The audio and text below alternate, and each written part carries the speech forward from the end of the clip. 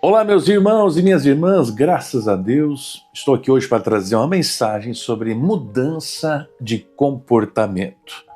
Mudança de comportamento talvez seja um dos mais fortes sinais de um verdadeiro arrependimento. Segundo o dicionário mesmo, arrependimento é a ação de mudar de opinião ou de comportamento em relação ao que já aconteceu. Então existe o lado positivo e o lado negativo da mudança de comportamento. O lado positivo é o lado que o próprio Evangelho causa na vida de quem é chamado, é atraído pela graça de Deus e atende à voz do Senhor que fala ao seu coração. Em 2 Coríntios 5,17, diz que assim que se alguém está em Cristo, nova criatura é. As coisas velhas já passaram, eis que tudo se fez novo. Então a transformação que o Evangelho causa na vida de um ser humano gera nele uma maravilhosa mudança de comportamento. As velhas coisas, que inclui práticas pecaminosas, pensamentos maliciosos e até mesmo um comportamento reprovável. Essa maravilhosa mudança, só o Evangelho, que é o poder de Deus, ele pode causar na vida de uma pessoa. Mas aí vem um alerta para os cristãos, para aqueles que já foram transformados em seu modo de ser, de viver, de crer, de ver, de falar, de ouvir, de sentir e assim por diante. Como eu já disse para vocês, recentemente, eu tive um desligamento do ministério pastoral, da denominação que eu fazia parte, e agora, momentaneamente, provisoriamente, eu tenho sido motorista de aplicativo. E no meio desse âmbito de trabalho, eu tenho aprendido palavras como marmitar, pé de rato, fui para casa batendo lata, alguns termos usados no meio dos motoristas de aplicativo. E no meio desses motoristas de aplicativo tem pessoas católicas, evangélicas, espírita, ateu, tudo que é tipo de pensamento, de ideologia, de fé e assim por diante. Então entra uma prova. Eu serei moldado, meu comportamento será mudado, agora inserido nesse meio, ou eu vou manter os meus olhos no Senhor Jesus. Infelizmente, para muitos cristãos, principalmente aqueles frequentadores de igreja que não têm tido uma vida devocional com Deus, as coisas do mundo acabam mudando o seu comportamento da conversão. Existe então um desvio, uma ruptura naquela caminhada de constante aperfeiçoamento à imagem e semelhança do Senhor. Isso é muito negativo.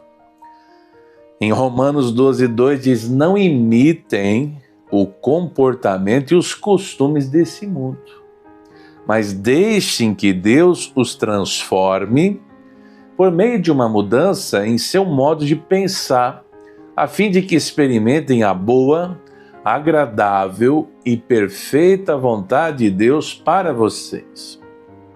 Então, mudança de comportamento, ela deve existir, mas sempre num progresso, para estarmos nos aproximando mais à imagem e semelhança do Senhor, e não um regresso, de forma de, porque estarmos inseridos em um ambiente que não é piedoso, que não é santo, atraídos a ter algum tipo de atitude que desagrada a Deus e nos coloca em um regresso em nossa progressão e crescimento espiritual.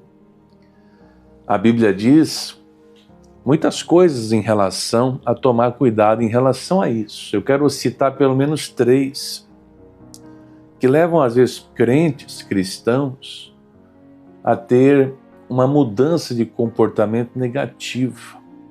A primeira delas é a fascinação pelas riquezas, conforme Marcos 4,19, conforme também 1 Timóteo 6,19. 6, versículo 10, perdão. Então, a fascinação pelas riquezas que leva muitos crentes à busca de ser um milionário, de ganhar dinheiro, de conquistar isso, de viajar para aquele lugar, de comprar tal coisa, de ter tal carro, tal casa, comer tal comida, a fascinação pelas riquezas tem feito algumas pessoas se distanciarem de Cristo e se aproximarem muito do Deus Mamon, o Deus do dinheiro. Um outro comportamento que pode levar a vida cristã à ruína é uma vida cristã desregrada e sem devoção, como em 1 Pedro 2, 1 e 2, 1 Tessalonicenses 5, 17. Uma vida cristã desregrada. Isso vai levando a pessoa a ir na igreja o dia que ela quer, ler a Bíblia o dia que dá vontade, fazer oração quando está precisando de alguma coisa. Isso vai levar a pessoa a uma ruína espiritual, ou seja, a um grave esfriamento na fé. O nosso comportamento não pode ser mudado, ele tem que ser aperfeiçoado. Mudado negativamente é um abandono das práticas da devoção cristã. E por último, algo grave que acontece, que leva a pessoa a um comportamento negativo, é um egocentrismo disfarçado de fé. Romanos 12, 10. É aquela busca pelas coisas de Deus, mas na verdade eu estou buscando, eu vou lá naquela palestra lá na igreja que fala sobre empreendedorismo, para ver se eu faço um network com alguém ali, empresário da igreja, que vai me dar dinheiro, negócios, vou fechar negócios. Eu vou na igreja para me fortalecer, para me recarregar minhas energias. É um egocentrismo disfarçado de fé. Então essas 3 coisas, fascinação pelas riquezas, vida cristã desregrada e sem devoção, egocentrismo disfarçado de fé, pode levar a pessoa a ter uma mudança de comportamento que vai causar ela a ruína. Em Salmos 1, versículo 1 diz: feliz é aquele que não segue o conselho dos perversos, não se detém no caminho dos pecadores, nem se ajunta à roda dos zombadores. Pelo contrário, tem prazer na lei do Senhor e nela medita dia e noite.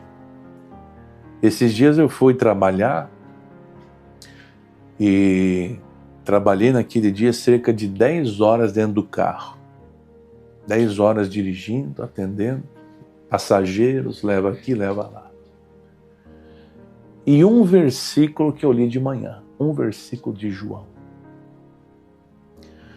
que fala sobre a oração de Jesus: eu peço que não os tire do mundo, mas que os livre do mal. E eu fiquei com aquele versículo o dia todo. Foi um alimento, foi um bálsamo, foi uma companhia que me mantinha a todo momento, a toda hora, a toda situação, aquela palavra de Jesus. Ela me restabelecia na fé, na esperança em Deus e longe do ímpio, da impiedade, do mundo, de Satanás e assim por diante. Então é isso que nós precisamos conservar na nossa vida cristã. Essa pessoa que tem prazer na lei do Senhor e medita de dia e de noite, ela é como a árvore plantada à margem do rio que dá seu fruto no tempo certo. As suas folhas nunca murcham e ela prospera em tudo que faz. Então o cristão, ele precisa se preocupar nisso, em manter-se em Deus.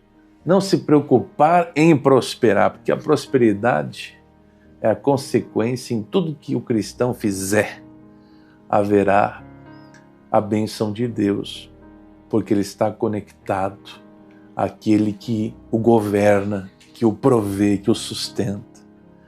Portanto, mais uma vez para encerrar, Romanos 12:2, não imitem o comportamento e os costumes desse mundo, mas deixe que Deus transforme você cada dia mais, por meio de uma mudança em seu modo de pensar, a fim de que experimentem a boa, agradável e perfeita vontade de Deus para vocês.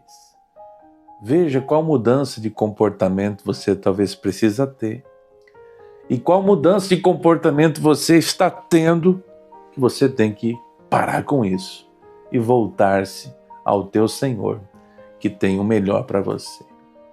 Se esse vídeo te ajudou de alguma maneira, curta. Se não é inscrito no canal, se inscreva, comente, compartilhe com mais alguém que você ama. Que Deus te abençoe e te ilumine. Fique na paz, um forte abraço e até um próximo.